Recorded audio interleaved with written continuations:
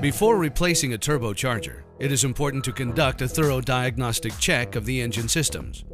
A lack of power, noisy operation, excessive smoke, or oil consumption could result from a faulty fuel injection system, restricted or blocked air filter, a damaged exhaust system, or a lubrication problem. Also, check the engine crankcase pressure. A higher than normal reading requires your immediate attention. For more information on this topic, please refer to our website. If the diagnostic check does not uncover any obvious cause, make sure that an extensive troubleshooting analysis is completed on key areas such as foreign objects, lack of lubrication, oil contamination, overspeeding of the turbo, and excessive temperature. This is important because turbo damage can often be a symptom of an underlying problem rather than the cause itself. Our website has more detailed information on this subject.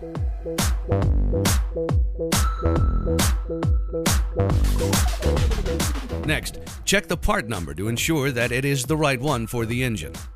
Installing the incorrect turbo to an engine may damage the turbo and/or the engine and will void the warranty. Careful handling of the turbo is essential. Be aware that some are quite heavy. The proper way to take the turbo out of its box is to lift it by either end housing. Grabbing it by the actuator, rods, or hoses may result in severe damage. Similarly, allowing the turbo to roll around on a workbench may cause damage. The gearbox inside the electronic actuator may be damaged by impact, so additional care must be taken. For VNT turbos with electronic actuators, avoid finger contact with the connector pins at all times.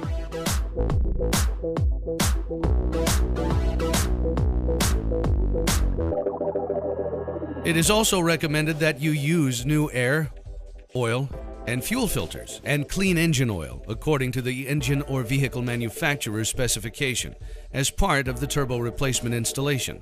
When installing the new oil filter, if possible, fill it with clean, fresh engine oil. Also, if it is accessible, backfill the pressure line from the oil pump to the filter. This is particularly important for high-mileage engines where the oil pressure line may empty during oil changes. Before installing the turbo, we first need to make sure that all air hoses connected to the turbo are totally clean and show no sign of any damage. For VNT turbos with pneumatic actuators, check the hoses to the control valve and to the actuator as well. For VNT turbos with electronic actuators, check the vehicle wiring loom and connectors for damage since water leakage or broken wires are quite common. This also applies to pneumatic actuators with position sensor connectors. In addition, the air filter and its housing must be completely clean and free from any debris. Next, clean the engine breather system and ensure that it functions properly according to the engine or vehicle manufacturer's manual.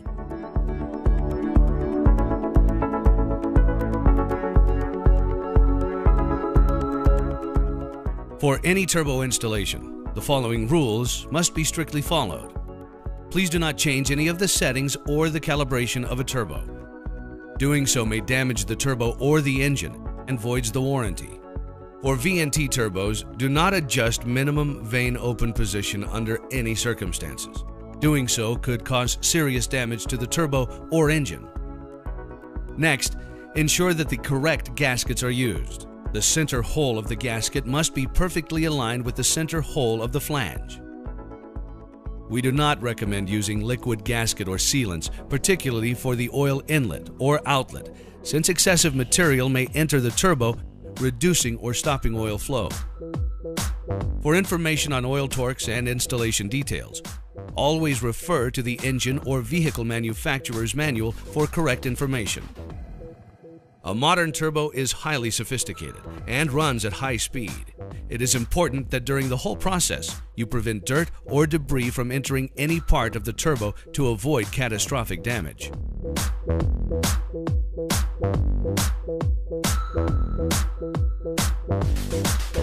To start turbo installation, we start by removing the old gasket material from the exhaust manifold and pipe. The surfaces of the flange must be clean and have no damage. Then, remove all plastic or foam blanking plugs from the turbo. Now you can position the turbo onto the manifold or the engine block using the correct new gasket or O-ring.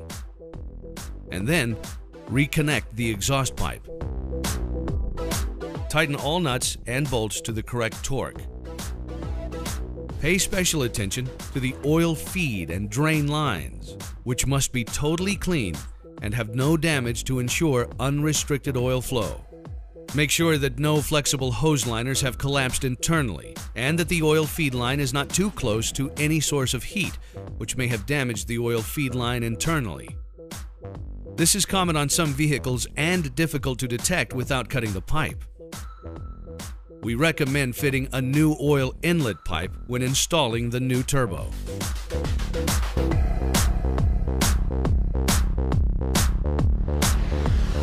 Next, install the oil drain line to the turbocharger. Then, pour new engine oil into the oil inlet hole of the turbocharger and fit the oil feed line. Spin the compressor wheel by hand a few times. It should spin freely. Note that it is normal to feel some up and down movement of the wheels. Install the inlet and outlet air hoses to the turbocharger compressor housing and make sure that the connection is airtight. To test, crank the engine for 10 to 15 seconds to prime oil feed without starting the engine. Then start the engine and let it idle for 3 to 4 minutes to allow for proper inspection of oil, gas, and air leakage. If any leakage is detected during engine startup, please fix the issues immediately.